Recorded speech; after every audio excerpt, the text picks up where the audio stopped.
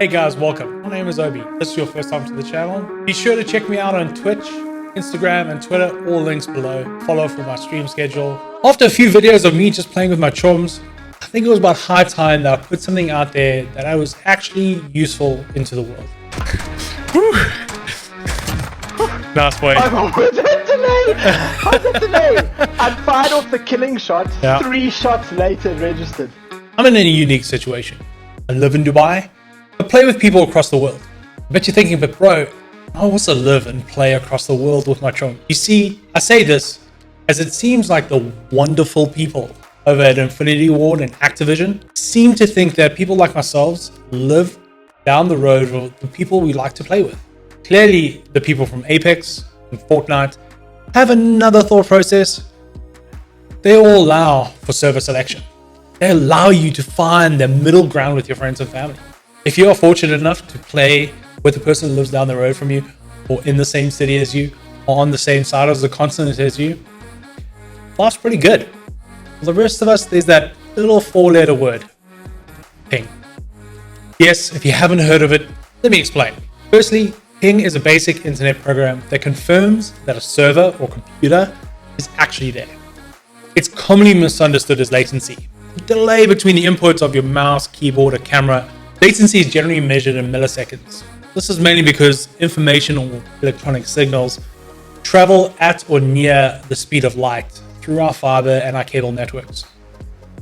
It's pretty fast. It's about 300 million meters per second. That's really quick, and that's why it's measured in milliseconds. For the rest of this video, I will be referring to latency as ping, because that's generally how we talk about it. So why is this an issue?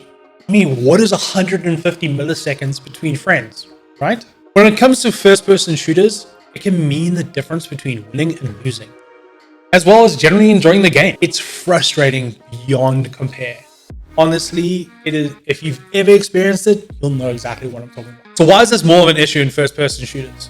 Well, as time goes on, these effects become more and more realistic. So do the effects of bullet speed, bullet drop, and wieldy effects. In other words, science, bitch.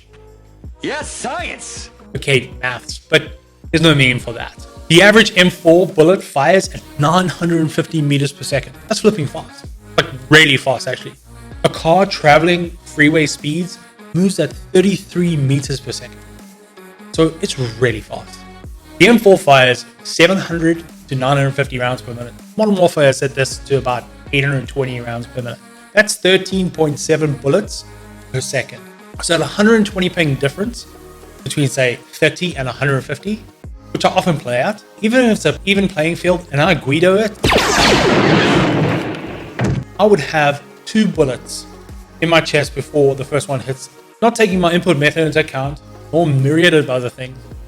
It would literally take 120 milliseconds longer for my action to pull the trigger to register with the system. Hence the 2 extra bullets. Obviously they can miss, and I can get a shot off on target.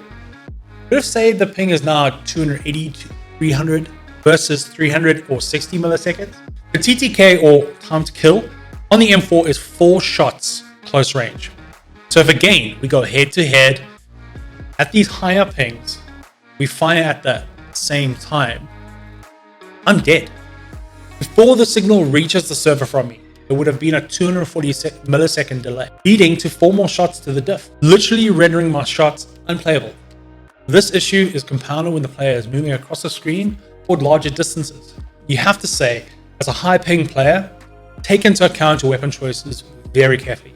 There's a lot to consider, one of which is fire rate. The Odin, for instance, has an incredibly low TTK, only 2 shots.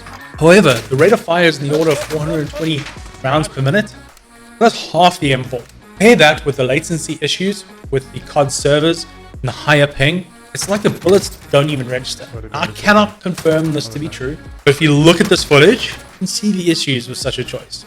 Now, I've had some of our team members from Haunt break down the different loadouts. Our solo's high ping loadout. He rolls the monolithic suppressor, the Tempest marksman barrel, the Commander foregrip, the GI mini reflex optic, and the 60 round mag.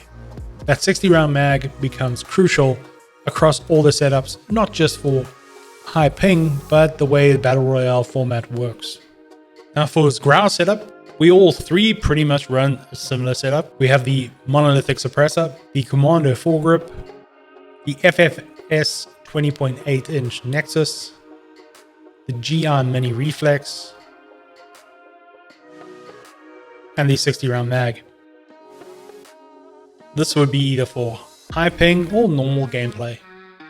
What we see here is the difference in weapon selection. When you're playing with a high ping, you almost never get a sniper in your loadout. In multiplayer, this is okay.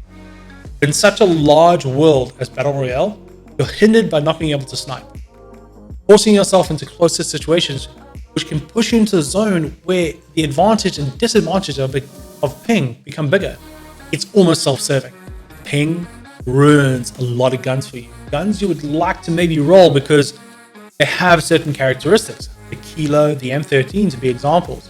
Now, the M13 is a weird one because kind of in the middle, it does sometimes outperform the ground, but you need that up close to medium engagement. You can't go on long engagement. You can't rely on your gun for long engagement. What are your average ping times? For solo, 50 milliseconds on my local server. It's either 180 milliseconds if we are lucky, or 320 when I'm playing with my friends from overseas. For size, his local ping is anywhere between 50 and 70. His average ping, however, 180 to 320. Now me personally, if I play here in Dubai, I can get a server anywhere between 30 and 40 ping, which is great. But honestly speaking, when I generally play with my friends who are in South Africa, who are in the US, who are in the UK, we're looking at 150 to 170, and often 320 to 340. How does ping affect your view of the game? Well, for solo, knowing that you can choose ping, like with Apex, or get proper weighting ping, like in Blackout, it lessens the enjoyment of the game and increases the frustration, especially in the gulag.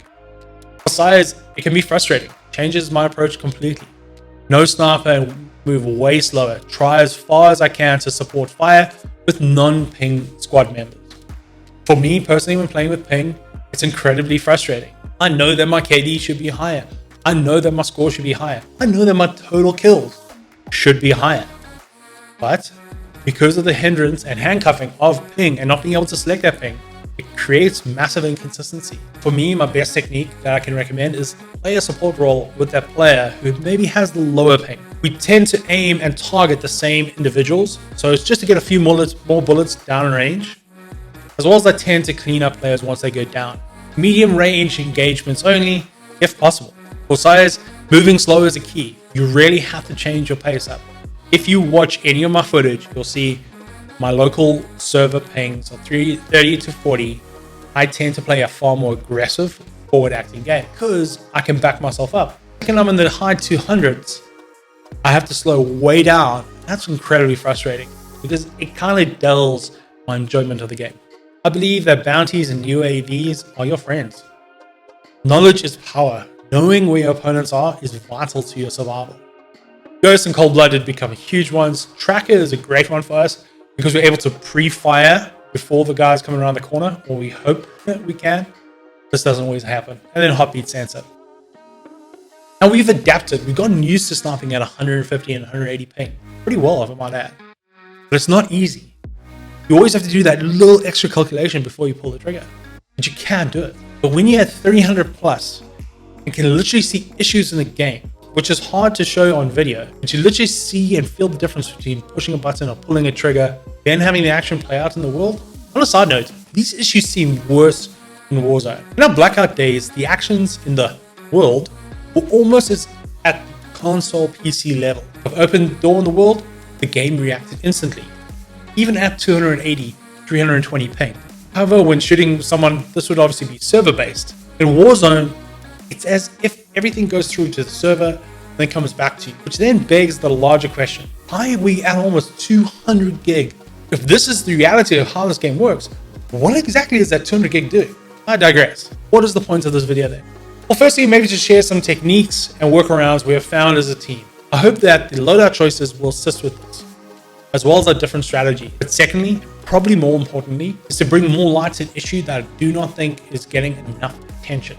On top of that, it's an issue that can be easily fixed, yet no one will offer me a proper explanation as to why not. I get it. You cannot change the laws of science. You cannot control who people want to play with and where. We want it to be lower, but that's not going to happen. Let us choose. Let us decide which ping we're all happy to play with. Apex does this.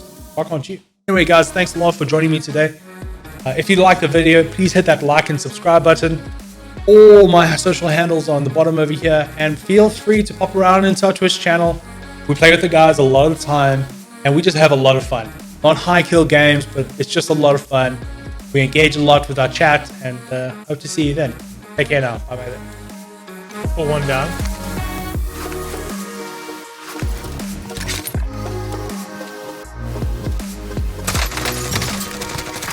Down one.